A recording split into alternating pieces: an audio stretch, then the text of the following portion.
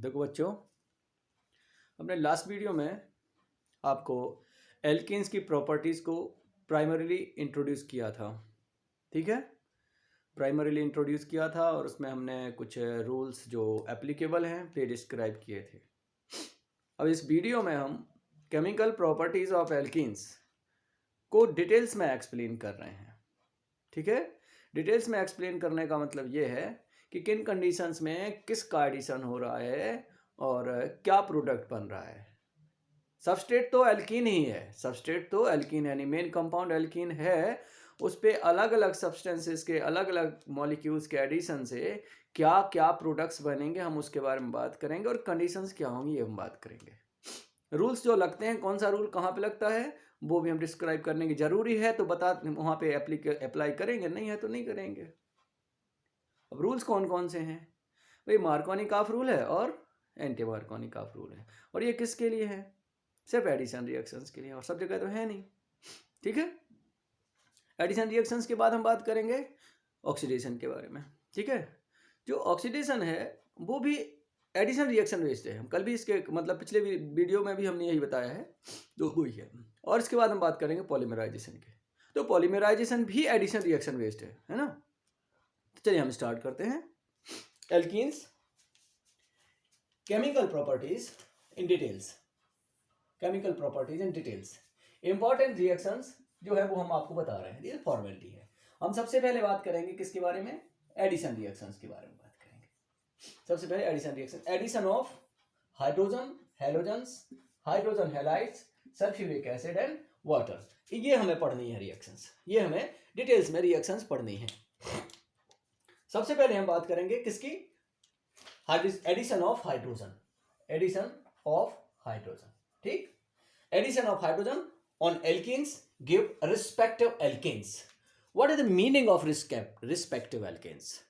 भैया एल्कीन में जो कार्बन चेन है और जो नंबर ऑफ कार्बन एटम्स हैं और जो अरेंजमेंट ऑफ कार्बन एटम्स है, हूबहू वैसे ही वैसे सेम टू सेम किसमें? एल्केन में होगा, तो वो होगा रिस्पेक्टिव। यानी एक कंपाउंड जो सबस्ट्रेट है एल्कीन है और दूसरा कंपाउंड जो बन रहा है प्रोडक्ट है, वो रिस्पेक्टिव तब कहलाएंगे जब कार्बन चेन की लेंथ और कार्बन चेन की जो बनावट मींस स्ट्रक्चर भी दोनों एक जैसे हों, तो कहलाएंगे रिस्पेक्टिव कंपाउंड्स। यहां पे जितने भी एडिशन रिएक्शंस होते हैं उन सब में रिस्पेक्टिव कंपाउंड्स बनते हैं। ठीक है, वापस लौटते हैं हाइड्रोजन के एडिशन पे। इन प्रेजेंस ऑफ निकल कैटलिस्ट, कैटलिस्ट बहुत जरूरी है, कैटलिस्ट बहुत जरूरी है किसके लिए? हाइड्रोजन के एडिशन के लिए। कहीं पे भी हाइड्रोजन जो रिएक्ट करेगी ऑर्गेनिक कंपाउंड्स में, उसके लिए हमें ये ध्यान रखना है कैटलिस्ट की रिक्वायरमेंट होती है। यहां पे कैटलिस्ट कौन सा यूज कर रहे हैं हम? निकल कैटलिस्ट। अभी हम बाद में बात करेंगे कोई ऑप्शन है तो। ठीक, एडिशन रिएक्शंस में होता क्या है?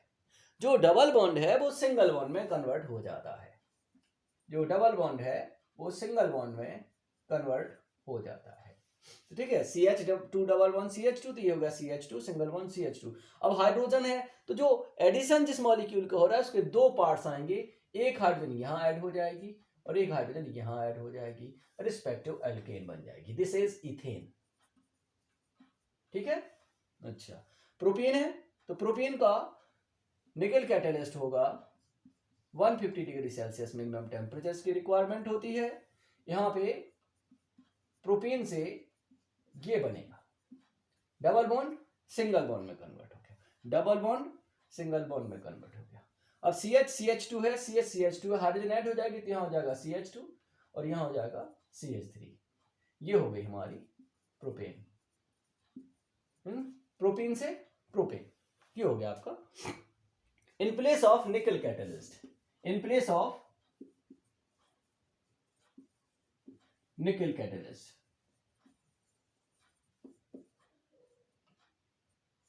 वन 150 डिग्री सेल्सियस प्लेटिनम और पैलेडियम, प्लेटिनम और पैलेडियम में भी यूज्ड, उससे कोई फर्क नहीं पड़ता। क्या कर सकते हैं आप? यहां पे प्लेटिनम लिख दीजिए या पैलेडियम लिख दीजिए, हो गया है। चलिए आगे बढ़ते हैं। एडिशन ऑफ हेलोजन, हेलोजन में क्लोरीन और ब्रोमीन के हेलोजन को ही डिस्क्राइब करना है। क्या होगा? ऑन एल्केन, एल्केन्स पे जब हाइड्रोजन क्लोरीन या ब्रोमीन का, तो क्या मिलेगा? रिस्पेक्टिव विकिनल डायहेलाइज। रिस्पेक्टिव विकिनल डायहेलाइज का मतलब ऐसे डायहेलाइज जिनमें दो हेलोजन एटम दो एडजेसेंट कार्बन एटम्स पे अटैच्ड हो, अगल बगल वाले कार्बन एटम से। अल्फा बीटा डायहेलाइड हम जिनको बोलते हैं, है ना, उनके कॉमन नेम्स बनते हैं एल्काइलिन डायहेलाइड, यानी जो एल्कीन है उसका कॉमन नेम उसी के बेस पे नाम बनता है। जैसे कि हम बात करते हैं ये ethylene reacts with chlorine, ethylene reacts with chlorine, बात तो वही होनी है। Single bond in place of double bond आ जाएगा। क्लोरीन जो है इस पे क्लोरीन और दूसरा इस पे क्लोरीन। हम इसको ऐसे भी लिख सकते हैं CH2Cl CH2Cl, है ना, ऐसे लिख सकते हैं। जैसे ब्रोमीन का रिएक्शन होगा प्रोपाइलिन पे, तो क्या होगा? CH3CH, एक ब्रोमीन आ जाएगी यहाँ, और CH2 एक ब्रोमीन आ जाएगी यहाँ। डबल बॉन्ड जो है सिंगल बॉन्ड में एक ब्रोमीन इस पे आ गई, एक ब्रोमीन इस पे आ गई, है ना, एक ब्रोमीन यहाँ आ जाएगी, एक ब्रोमीन यहाँ आ जाएगी। ये जो है जो सिंगल बॉन्डेड कार्बन एटम है उस पे कोई फर्क नहीं आएगा।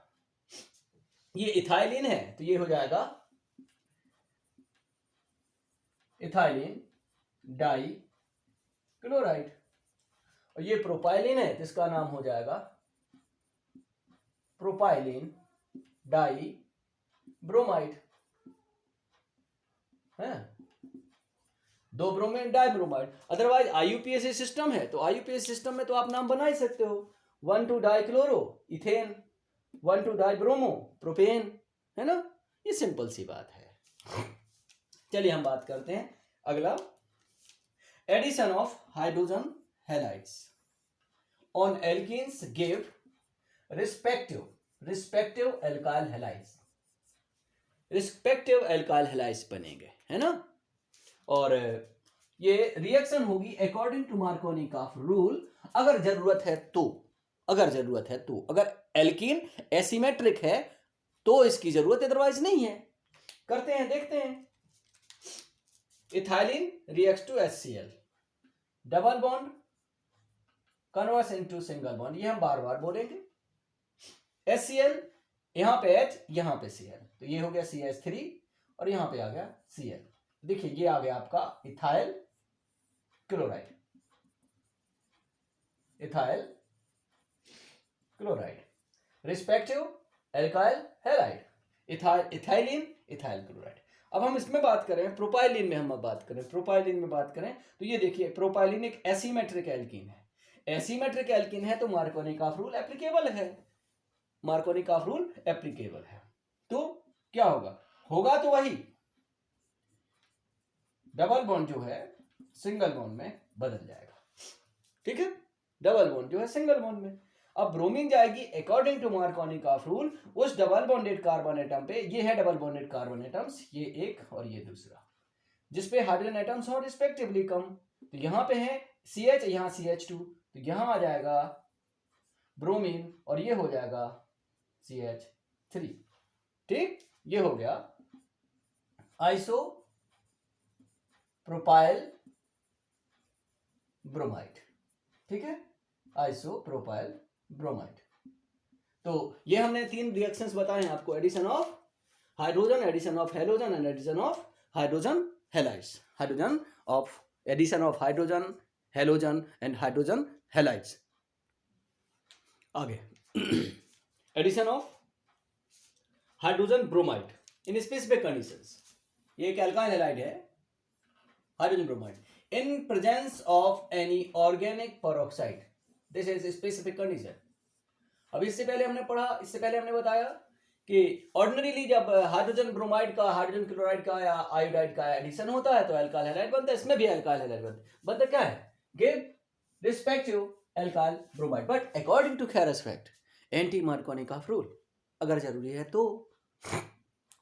इन एब्सेंस ऑफ पेरोक्साइड, अगर रिएक्शन होती है किसकी, हाइड्रोजन ब्रोमाइड की, तो मार्कोनी का रूल एप्लीकेबल है, और अगर ऑर्गेनिक पेरोक्साइड की मौजूदगी में हो रहा है तो फिर एंटी मार्कोनिक रूल या हैरिस इफेक्ट इसका काम है, या पेरोक्साइड इफेक्ट भी हम उसको बोलते हैं, ठीक है। तो हैरिस इफेक्ट क्या कहता है, अरे जो मार्कोनिक रूल के अकॉर्डिंगली एडिशन होता है उसके जस्ट अपोजिट डायरेक्शन में एडिशन हो जाता है, किसका, हाइड्रोजन ब्रोमाइड का, और सिर्फ हाइड्रोजन ब्रोमाइड पे एप्लीकेबल है, ये हाइड्रोजन क्लोराइड पे या हाइड्रोजन आयोडाइड पे एप्लीकेबल नहीं है, ध्यान रखने की बात है, सिर्फ और सिर्फ हाइड्रोजन ब्रोमाइड पे। तो अगर एप्लीकेबल है तो ही, अदरवाइज कोई जरूरत नहीं है, जैसा नॉर्मल वे में होता है वैसे अभी होता है। जैसे कि इथाइलिन है, इथाइलिन पे जब हाइड्रोजन ब्रोमाइड का एडिशन हो तो चाहे पेरोक्साइड हो और चाहे पेरोक्साइड ना हो, सेम टू सेम रिएक्शन होती है। क्यों, यहां पे कोई फर्क नहीं पड़ता कि ब्रोमीन इस पे अटैच हो जाए या इस पे अटैच हो जाए, तो नॉर्मल वे में तो यही रहेगा, इथाइल ब्रोमाइड, कोई प्रॉब्लम नहीं है। सिमेट्रिक एल्कीन है, no accordance with Harris effect. But propylene asymmetric alkene, propylene asymmetric alkene, double bond converts into single bond, double bond converts into single bond, okay. अब Markovnikov का rule बोलता है कि यहां पे ब्रोमीन आएगी, लेकिन पेरोक्साइड आएगा तो ये क्या कहता है कि नहीं साहब, ब्रोमीन अपोजिट डायरेक्शन में जाएगी और हाइड्रोजन यहां आएगी। तो जो कंपाउंड बनना चाहिए था वो कौन सा बन गया आपका, नॉर्मल प्रोपाइल ब्रोमाइड, है ना। तो बस इतनी सी बात ध्यान रखते हैं। अब हम बात करते हैं addition of concentrated sulphuric acid H2SO4। H2SO4, तो H2SO4 का जो कंपोजिशन है वो क्या है, H plus HSO4 minus. H2SO4 जो पार्टिसिपेट करता है एडिशन रिएक्शंस में तो उसके दो हिस्से होते हैं, एक हाइड्रोजन कैटायन अलग जाता है और HSO4 अलग जाता है, ये नेगेटिव पार्ट है अकॉर्डिंग टू मार्कोनी का रूल होगा। फिलहाल लेकिन जब सिमेट्रिक एल्कीन है तो फिर बार बार हम बोलेंगे वहां पे मार्कोनी का एंटी मार्कोनी का कोई मतलब नहीं होता, हाइड्रोजन जाएगी वो आ जाएगी यहां पे तो हो जाएगा CH3 और HSO4 चला जाएगा दूसरे कार्बन पे। तो ये हो गया पूरा का पूरा नेम, इथाइल हाइड्रोजन सल्फेट, है ना। चलिए अब बात करते हैं इस पे। अब प्रोपीन जो है, प्रोपाइलिन जो है, ये एसिमेट्रिक एल्कीन है, तो इसमें हाइड्रोजन आएगी यहाँ पे और हाइड्रोजन ब्रोमाइड, सॉरी HSO4 का मतलब हाइड्रोजन सल्फेट आएगा यहाँ पे नेगेटिव पार्ट, और ये मिलेगा हमें CH3 CH HSO4 CH3, this is isopropyl hydrogen sulphate, इसमें मार्कोनी का रूल एप्लीकेबल है, इसमें हैरिस इफेक्ट एप्लीकेबल नहीं है, इसमें हैरिस इफेक्ट एप्लीकेबल है, इसमें मार्कोनी का रूल एप्लीकेबल नहीं है, इसमें एप्लीकेबल, क्योंकि ये सिमेट्रिक है, ये सिमेट्रिक है, ये क्या है एसिमेट्रिक है, ये क्या है एसिमेट्रिक है। पेरोक्साइड है तो एंटी मार्कोनी का रूल लगेगा ये, और एंटी मार्कोनी का रूल सिर्फ हाइड्रोजन ब्रोमाइड पे होता है। चलिए हम बात करते हैं एडिशन ऑफ वाटर। इसके लिए सुटेबल कंडीशंस ध्यान रखनी पड़ेंगी, in acidic medium in presence of mercuric cations, acidic medium mercuric ions की मौजूदगी, ये बहुत जरूरी है, हाइड्रोजन आयंस और mercuric ions. Alkenes give respective alcohols, respective, because water क्या होता है, वाटर का जो कंपोजिशन होता है वो होता है H और OH, है ना, H प्लस OH माइनस, है ना। तो OH कहां जाएगा, अब जहां पे हमें जरूरत है वहां पे तो ये एप्लीकेबल है, तो ये CH2 डबल बॉन्ड CH2 क्या हो गया, CH2 सिंगल बॉन्ड CH2, है ना। OH चला गया एक कार्बन पे और H चला गया दूसरे कार्बन, तो CH2 से CH3 हो गया, ये नाम बन गया इसका, ये कंपाउंड बन गया इथाइल एल्कोहल, है ना। यहां पे आते हैं, देखो फिर वही बात है, प्रोपीन है, प्रोपाइलिन है, ये एसिमेट्रिक है तो मार्कोनी का रूल एप्लीकेबल है। अकॉर्डिंग टू मार्कोनी का rule addition of sulphuric acid, addition of water, both, but for asymmetric alkenes, देखो प्रोपाइलिन, प्रोपाइलिन पे जाएंगे हम तो ये हो जाएगा CH3 CH2, है ना। HOH, H जाएगा इस पे तो ये हो जाएगा CH3 और OH जाएगा इस पे तो ये हो गया CHOH। Name this compound isopropyl alcohol. IUPAC names you can make easily. IUPAC names you can make easily.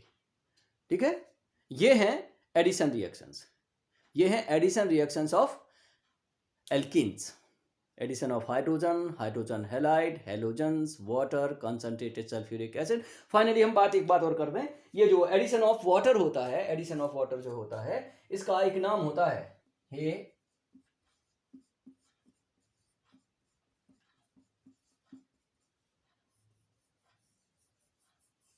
Hydration of alkenes. Addition of water on alkenes जो है इसे नाम दिया गया है हाइड्रेशन ऑफ एल्कीन्स। ठीक है, hydration of alkenes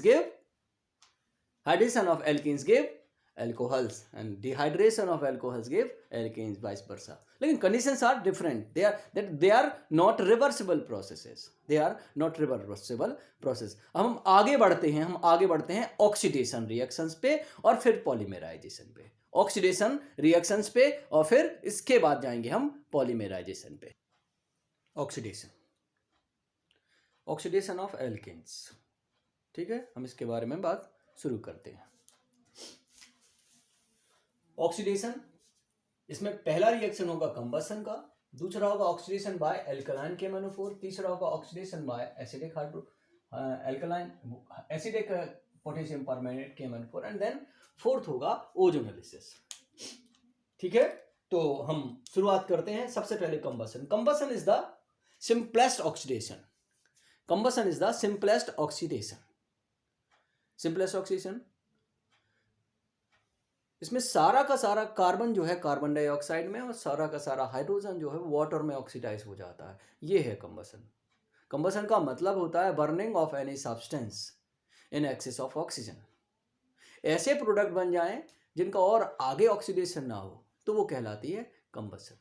burning of any substance in excess of oxygen, और ऐसे प्रोडक्ट बन जाएं, products are not oxidisable furtherly, यानी और फर्दर ऑक्सीडेशन उनका ना हो तो वो कहलाएगा कंबशन।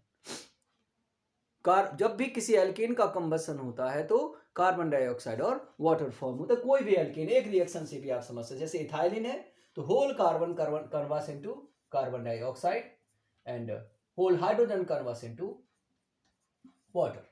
लीजिए हो गया कंबशन। अब हमें करना है क्या, बैलेंस करना है इनको। How many carbon, 2 carbon, so 2 CO2। How many hydrogen? 4 hydrogen. So 2 H2O. Total oxygen 2 2 are 4 plus 2 3.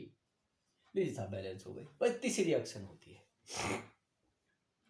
Second one, oxidation by alkaline KMnO4 means Baeyer's reagent. Alkaline KMnO4 जो है उसका यूज जो है यहाँ पे हो रहा है वो बेयस रिएजेंट के फॉर्म में हो रहा है। क्या है बेयस रिएजेंट?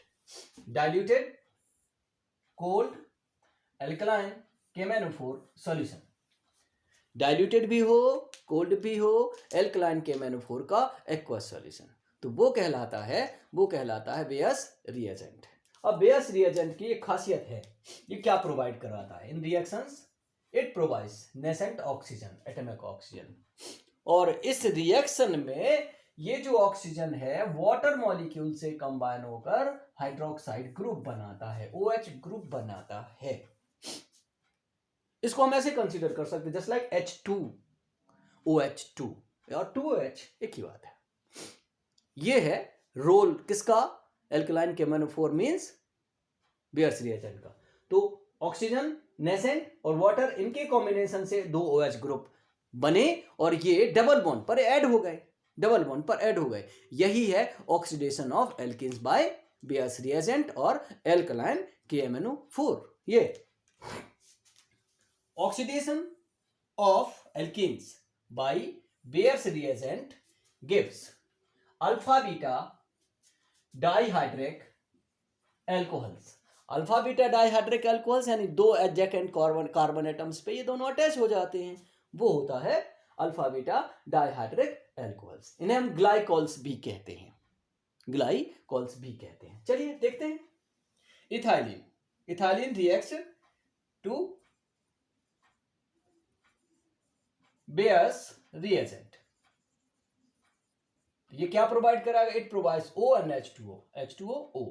इन दोनों का मतलब कितना है? Equivalent to OH2। क्या हो जाना है?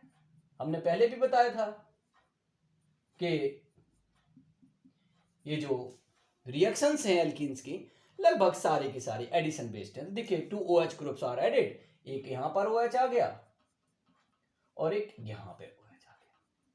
इसको हम ऐसे भी लिख सकते हैं CH2OH CH2OH, ठीक है। चलिए अब हम बात करते हैं प्रोपाइलिन। प्रोपाइलिन पे सेम टू सेम किसकी रिएक्शन है? बेयर्स रिएजेंट की, ठीक है। बेयर्स रिएजेंट की रिएक्शन है तो क्या बनेगा? डबल बॉन्ड सिंगल बॉन्ड में कन्वर्ट हो जाएगा, because this reaction also some addition reaction. एक OH ग्रुप यहां आ गया, एक OH ग्रुप यहां आ गया। वैसे IUPAC नेम्स लिख सकते हैं इसको 1,2 dioic diol, sorry ethane 1,2 diol, propane 1,2 diol, इसको लिख सकते हो। But they are glycols. कहां से बना है? इथाइलिन से बना है, तो इसका नाम बन जाएगा इथाइलिन ग्लाइकॉल। ये बना है प्रोपाइलिन से, तो इसका नाम बन जाएगा प्रोपाइलिन ग्लाइकॉल। एक बार हम IUPAC के बारे में फिर बता दें।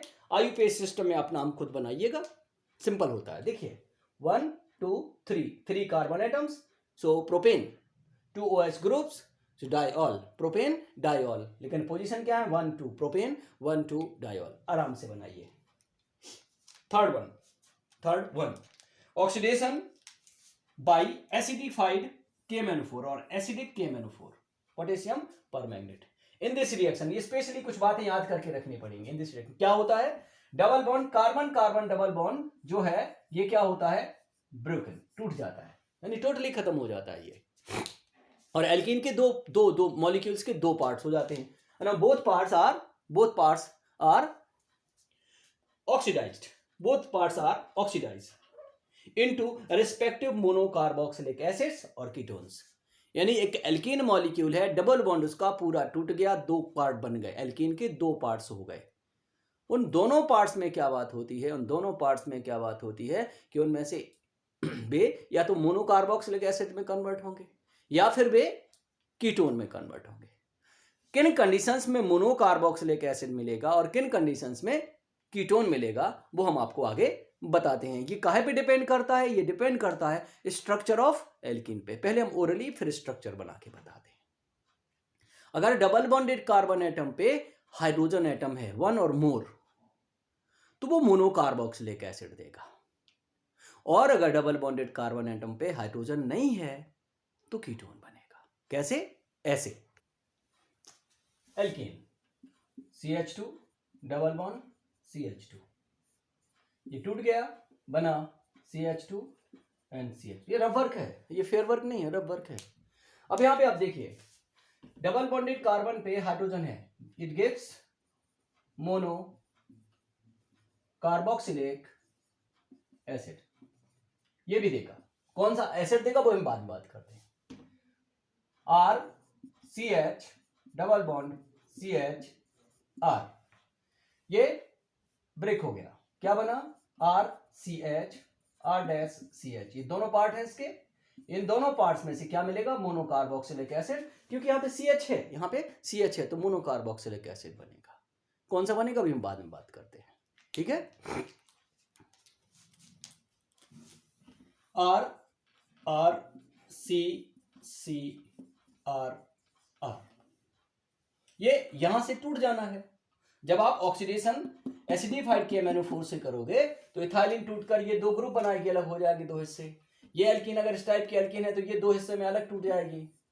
अगर हाइड्रोजन है डबल बॉन्डेड पे तो क्या बनाएंगे, मोनोकार्बोक्सिलिक एसिड बनाए, चाहे ऐसे हो चाहे ऐसे हो। लेकिन अगर हाइड्रोजन यहाँ पर नहीं है तो ये हिस्सा भी और ये हिस्सा भी दोनों हमें क्या देंगे, ये देंगे हमें ketones. Which type of ketones, which type of ketones. तो भाई ये वाला जो है सीधे सीधे देगा हमें RCOR, और ये वाला भी देगा RCOR।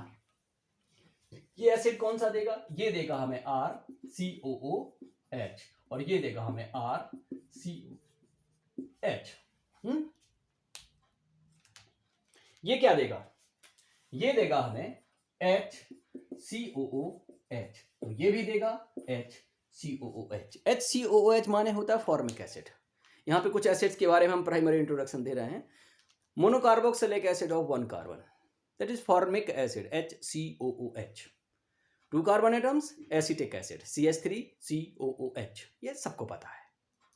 कीटोन, कीटोन जो फर्स्ट कीटोन होता है, अगर देखो यहाँ पे बेटा एक प्रॉब्लम है, अगर मान लो कॉमन नेम याद नहीं आ रहे हैं तो IUPAC नाम मार छाप दो इसमें, ठीक है। कॉमन नेम नहीं आ रहे हैं तो IUPAC नेम आप उसमें चिपका दो, बना दो, ठीक। ये बात ध्यान करके रखते हैं। लेकिन यहाँ पे एक बात और एडिशनल है, जो फॉर्मिक एसिड होता है ये खुद ऑक्सीडाइज हो जाता है, इजीली ऑक्सीडाइज होता है, ऐसे नहीं कि मुश्किल से, बड़ी आसानी से ये ऑक्सीडाइज हो जाता है। और हमें कभी फॉर्मिक एसिड मिलता नहीं है किसी ऑक्सीडेशन रिएक्शन में। किसी ऑक्सीडेशन रिएक्शन में हमें फॉर्मिक एसिड नॉर्मली मिलता नहीं है। हमें उसकी जगह पे क्या मिलता है, हमें मिलता है कार्बन डाइऑक्साइड एंड वाटर, ठीक है। तो जहां पर कहीं पे भी CH2 है तो ऑक्सीडेशन हो पे तो बनेगा तो फॉर्मिक एसिड, लेकिन मिलेगी हमें कार्बन डाइऑक्साइड एंड वाटर, ये ध्यान रखना होगा। चलिए आगे बढ़ते हैं। Oxidation of ethylene, CH2 it gives formic acid but it gives CO2 and water। क्यों, क्योंकि CH2 जो है ये देगा हमें HCOOH, लेकिन ये इजीली ऑक्सीडाइज हो जाता है और ये हमें देता है H2O और CO2, ठीक है। अगर हम बात करें इसकी, this molecule is broken into 2 parts, ये और ये। CH है तो COH बनेगा, CH3COOH बन गया। यहां पे बात करें, ये हिस्सा जाएगा अलग, ये हिस्सा जाएगा अलग, टूट जाना है यहां से। CH3CH है तो ये बनाएगा CH3COOH, और CH2 जहां पे भी आ जाए टेंशन फ्री होके उसकी जगह पे लिख दो CO2 एंड H2O। ये है 2,3 डाई मिथाइल ब्यूटीन 2। ये तो ये क्या होगा, ये हिस्सा अलग जाएगा, ये हिस्सा अलग जाएगा, यहां से ये टूट जाएगा, यहां CH3 CH3 पे हाइड्रोजन नहीं है तो ये मिलेगा हमें CH3CO CH3, इसमें भी मिलेगा CH3CO CH3। यहां बात करते हैं, ये इसका ऑक्सीडेशन करो तो ये पोर्शन अलग निकल जाना है, ये पोर्शन अलग निकल जाना है, ये पोर्शन हमें क्या देगा CH3CO CH3, और बेटा ये पोर्शन CH2OH, ये यहां पर पहुंच गए, ये फॉर्मिक एसिड बनाएगा, मिलेगा लेकिन CO2 और H2O। तो जब आप एसिडिफाइड KMnO4 से किसी एल्कीन का ऑक्सीडेशन करते हो तो कार्बन कार्बन डबल बॉन्ड टूट जाता है, ब्रेक हो जाता है, ठीक है। उसके 2 हिस्से हो जाते हैं, 2 पार्ट्स बन जाते हैं मॉलिक्यूल के। जैसे यहां पे देखो इसके 2 हिस्से हो गए, ये 1 ये 2, यहां से ये CH2 ये CH2 HCOH में कन्वर्ट हो गया तो ये हो गया H2CO2। ऐसे ये यहां से टूट गया, यहां से टूट गया तो ये CH3CH है तो बनेगा COOH, और जो भी ऐड है वो बन जाएगा तो CH3CH CH3COH। CH2 है तो इसकी जगह पे हमेशा CO2 और H2O ही मिलेगा। जब हाइड्रोजन ना हो डबल बॉन्डेड कार्बन पे तो हमें कीटोन मिलेगा, ये बात हमें याद करके रखनी है। There may be mixture of 2 substances, there may be mixture of 2 compounds. कैसे, ऐसे देखिए, ये है CH3CH double bond CH CH2 CH3, ये ऑक्सीडाइज होगा बाई एसिडिफाइड KMnO4। ये रिएक्शन पे हम गौर करें अगर तो क्या मिलेगा देखने को, ये हिस्सा यहां से टूट जाएगा, ये हिस्सा यहां से टूट जाएगा, ये देगा CH3 CH3 COOH और ये देगा CH3 CH2 COH CH3 CH2 COOH। तो इस तरह से ऑक्सीडेशन होगा, मिक्सचर ऑफ टू कंपाउंड्स में बी फॉर्म्ड।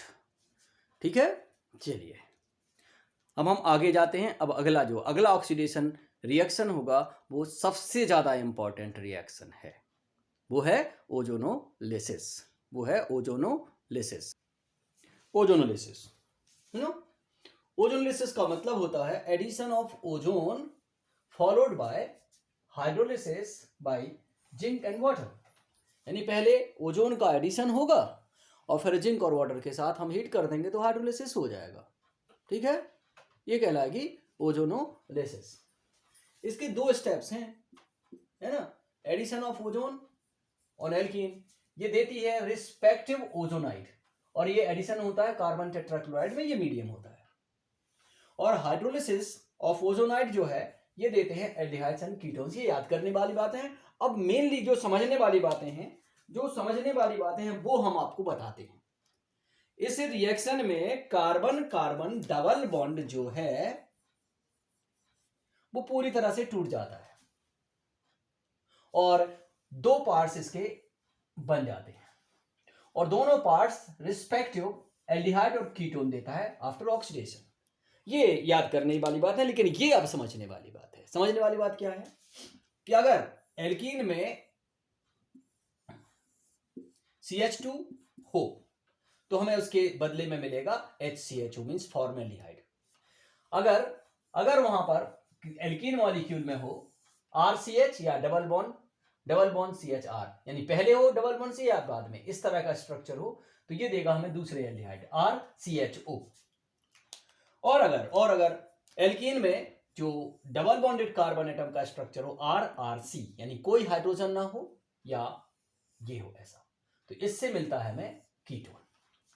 ठीक है, इसका जो बेसिक रिएक्शन है वो तो हम ऐसे लिखते हैं, बेसिक रिएक्शन को हम ऐसे लिखते हैं। ये है एल्कीन ओजोन दोनों की रिएक्शन हो रही है कार्बन टेट्राक्लोराइड में। यहां पर क्या हो रहा है, डबल बॉन्ड ये पूरा टूट गया। ओजोन किस तरह से ऐड होती है, देयर आर 3 ऑक्सीजन एटम्स, एक को ऊपर और दो को नीचे अटैच करने, यानी एक में ये पेरोक्साइड लिंकेज बन जाती है और एक सिंगल एटम ऑफ ऑक्सीजन होता है। ये है आपका ओजोनाइड। इथाइलिन सो इथाइलिन ओजोनाइड, प्रोपाइलिन सो प्रोपाइलिन ओजोनाइड, ब्यूटाइलिन सो ब्यूटाइलिन ओजोनाइड। जब जिंक और वाटर के साथ हम इसको हीट करते हैं तो ये मॉलिक्यूल जो है वो ऐसे टूटता है, यहां से ये टूट जाता है और ये टूट जाता है और ये बॉन्ड भी टूट जाता है। ये इस डायरेक्शन में, ये इस डायरेक्शन में, 3 डायरेक्शन में टूटता है। ये जो ऑक्सीजन है ये चली जाती है जिंक और वाटर के साथ, कहां जाती जाने दीजिए, कचरा है। अब ये वाला हिस्सा जो बचा है ये देगा CO और ये वाला हिस्सा जो है ये बचा है ये भी देगा CO। और CO ये ग्रुप जो होता है कार्बोनिल ग्रुप, ये एल्डिहाइड्स में भी होता है और कीटोन्स में भी होता है ना। ये एल्डिहाइड भी हो सकते हैं और कीटोन भी हो सकते हैं। कैसे, अगर इन दोनों कार्बन एटम्स पे एल्काइल ग्रुप है तो ये कीटोन हो जाएगा, और अगर इन दोनों बैलेंसेस पे क्या होगा, एक एल्काइल ग्रुप एक हाइड्रोजन, कम से कम एक हाइड्रोजन हो इन कार्बन एटम्स पे, कम से कम एक हाइड्रोजन डबल बॉन्डेड पे, तो वो क्या देगा आपको, एल्डिहाइड देगा। 2 हाइड्रोजन होंगे तो फॉर्मेल्डिहाइड देगा, 1 हाइड्रोजन होंगे तो दूसरे एल्डिहाइड देगा, और एक भी हाइड्रोजन नहीं होगा तो कीटोन देगा। चेक करते हैं एक बार फिर। ये डबल बॉन्ड टूट गया, O3 काहे में बट गया, O और O में। ये हिस्सा एक बॉन्ड की जगह पे ये आ गया और एक बॉन्ड की जगह पे ये आ गया। जब जिंक और वाटर के साथ हीट किया तो यहां से और यहां से ब्रोकन हो, ये ऑक्सीजन चली गई इसके साथ, जाने दीजिए जहां जा रही है, ये CO बन गया, ये CO बन गया, एल्डिहाइड और कीटोन बन जाएगा। जैसे हम 2-4 रिएक्शंस किसके बारे में हम बात करते हैं। चलिए, ethylene reacts to ozone. Ethylene का डबल बॉन्ड टूट गया, डबल बॉन्ड टूट गया। अब एक ओजोन यहां पे ऑक्सीजन सॉरी, और दूसरी ऑक्सीजन यहां पे और तीसरी ऑक्सीजन यहां पे, इनको आप ऐसे बॉन्ड लगा दीजिए। ये बन गया इथाइलिन ओजोनाइड, ये बन गया इथाइलिन ओजोनाइड, है ना। अब हम इसको क्या करते हैं, हम इसे जिंक और वाटर के साथ हीट कर देते हैं। दो तरीके हैं, एक तो कॉन्सेप्चुअली जाइए, यहां से ये ऐसे बॉन्ड टूट रहा है, CH2O बचा, CH2O बचा, दोनों एक जैसे हैं, ये हो गया CHO फॉर्मेल्डिहाइड, ठीक है, ये बन गया फॉर्मेल्डिहाइड, बन गया ना। अच्छा, अब इसके बारे में बात करते हैं। CH3 CH CH CH3, double bond पूरी तरह से टूट गया, ये आ गया, एक ऑक्सीजन ऊपर, दो ऑक्सीजन नीचे, ये बॉन्ड ऐसे कर दिए, बॉन्डिंग कर दी, ये बन गया बीटा ब्यूटाइलिन ओजोनाइड, ये हो गया बीटा ब्यूटाइलिन ओजोनाइड, ठीक है। इसको आप जिंक और वाटर के साथ हीट करोगे, जिंक और वाटर के साथ हीट करोगे तो क्या होगा, ये टूटेगा कैसे, यहां से, यहां से और यहां से, यहां से, यहां से और यहां से, ये बचा CH3CHO, ये बचा CH3CHO, CH3CHO, वैसे ये एसिटाल्डिहाइड हो गया। ये कॉमन नेम्स याद ही करने पड़ेंगे, अदरवाइज IUPAC नेम्स आप यूज कर लो, फिर देख लो। ये पोर्शन अलग निकल गया तो ये हो गया CH2O, तो बन गया CHOH, ये पोर्शन अलग निकल गया तो CH2O, ये CHOH, इसमें ये वाला पोर्शन अलग निकल गया तो ये बना CH3CHO, CH3CHO, और ये वाला पोर्शन अलग निकल गया तो CH3CHO, CH3CHO। ये है आपके ओजोनलिसिस की प्राइमरी इंट्रोडक्शन। अभी कुछ और रिएक्शंस इसकी हो सकती हैं, कैसे, जब एसिमेट्रिक एल्कीन्स होंगी, एसिमेट्रिक एल्कीन्स होंगी तो क्या होगा, एसिमेट्रिक एल्कीन्स होंगी तो mixture of two aldehydes, mixture of one aldehyde and ketone, mixture of two ketones हो सकता है, ठीक है। Ozonolysis some more examples, ozonolysis some more examples, देखिए ये है, अगर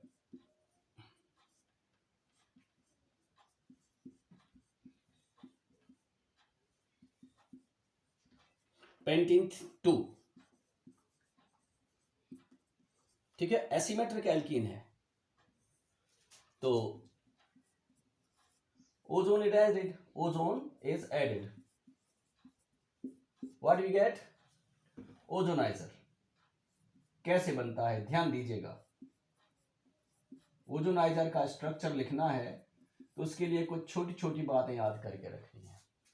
double bond is broken properly, तो डबल बॉन्ड को हटा दीजिए। ओजोन O3 है, एक ऑक्सीजन यहां पे डालिए, दो ऑक्सीजन को इन कार्बन एटम्स के नीचे, और फिर ऐसे हम सारे के सारे सिंगल बॉन्ड्स के द्वारा इनको अटैच कर देंगे। This is ozonizer, ozonide, ozonide, which ozonide, pentene 2 ozonide, ठीक है। अब हम इसके बाद क्या करेंगे, अब इसके बाद हम इसको जिंक विथ वाटर हम हीट करेंगे तो इसका होगा हाइड्रोलिसिस। देखिए हाइड्रोलिसिस जब ओजोनाइट का होता है तो क्या मिलता है, ये बॉन्ड ब्रेक होता है, ये बॉन्ड ब्रेक होता है और ये बॉन्ड ब्रेक होता है, ये तीनों बॉन्ड ब्रेक हो जाते हैं। तो यहाँ पे क्या बच रहा है, ये देखिए, अब ये वाला पोर्शन जो है ये एक प्रोडक्ट देगा, ये वाला पोर्शन आपको दूसरा product, CH3CHO, CH3CHO, acetaldehyde, CH3CH2CHO, CH3CH2CHO, ये दूसरा एल्डिहाइड, ये एसिटाल्डिहाइड।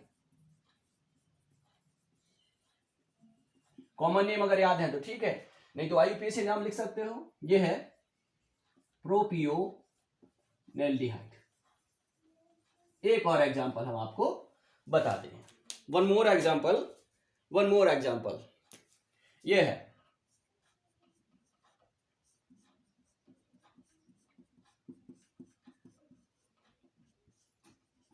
दिस इज 2-methyl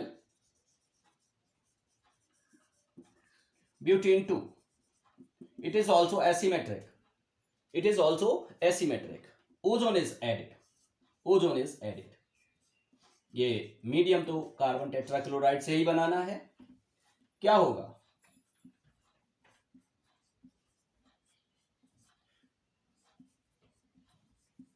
याद रखना है, जब ओजोन का एडिशन होता है तो double bond is broken properly, तो वहां से डबल बॉन्ड को आप हटा दीजिए, O3 को ऐड करिए, एक ऑक्सीजन ऊपर, 2 ऑक्सीजन 2 कार्बन के नीचे, और ये 5 सिंगल बॉन्ड्स लगा दीजिए।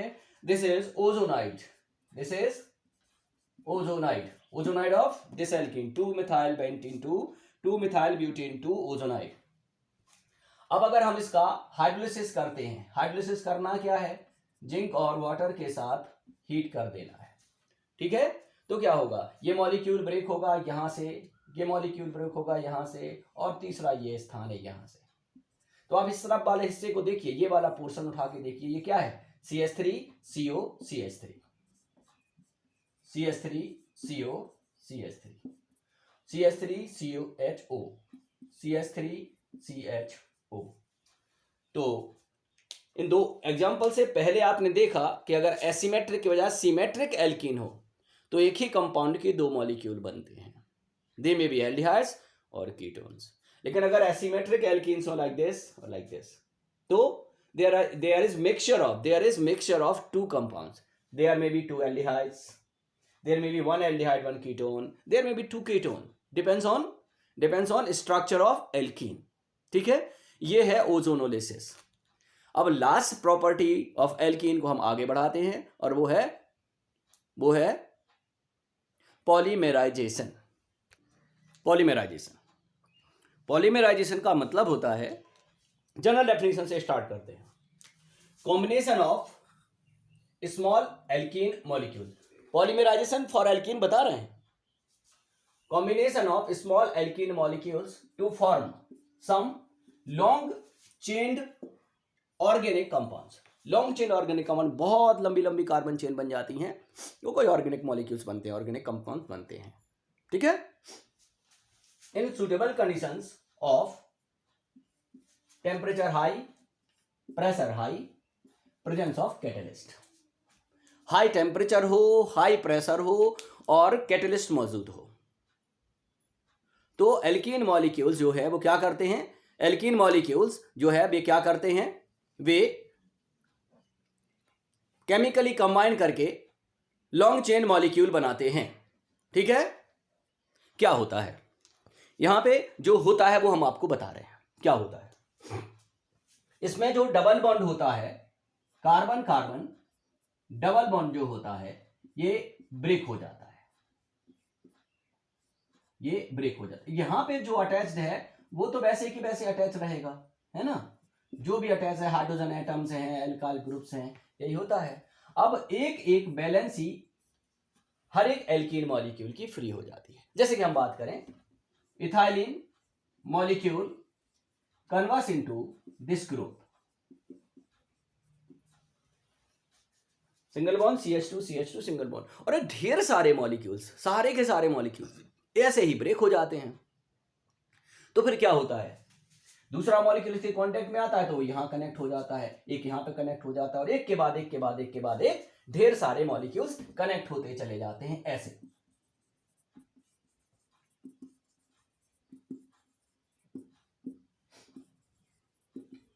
One after another.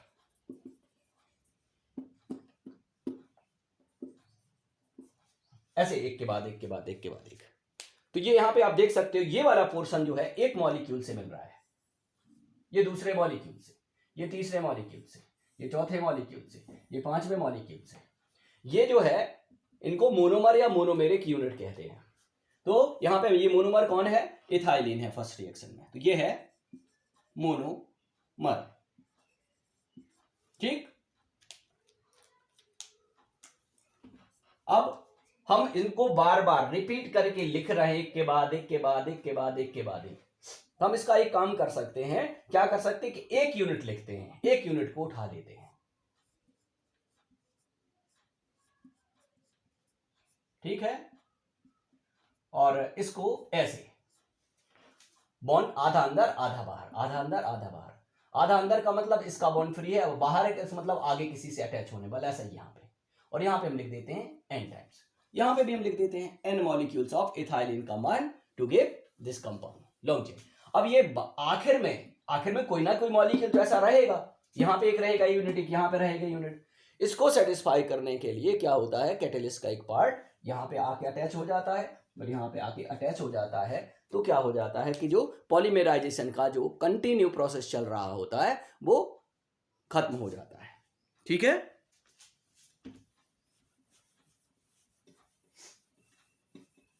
तो यहां पे जो रिएक्शन हो रही है, कौन रिएक्ट कर रहा है, इथाइलिन, तो ये क्या बनेगा, पॉली इथाइलिन।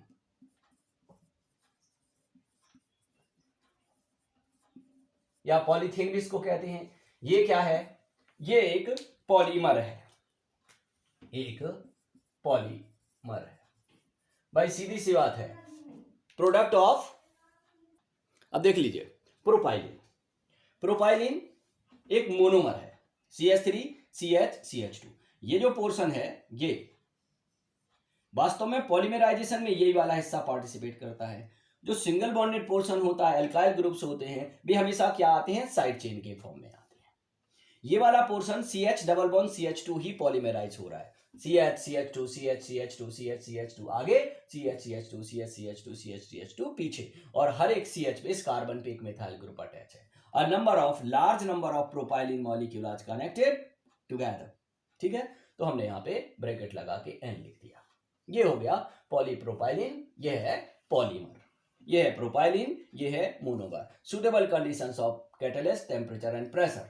हाँ, यहाँ पे बात ध्यान देने की है, टेम्परेचर प्रेशर वगैरह चेंज हो जाते हैं, तो जो पॉलीमर्स हैं उनका थोड़ा सा नेचर चेंज हो जाता है, कुछ प्रॉपर्टीज, फिजिकल प्रॉपर्टीज चेंज हो जाते हैं, ठीक है। तो ये है पॉलीमराइजेशन ऑफ एल्कीन्स।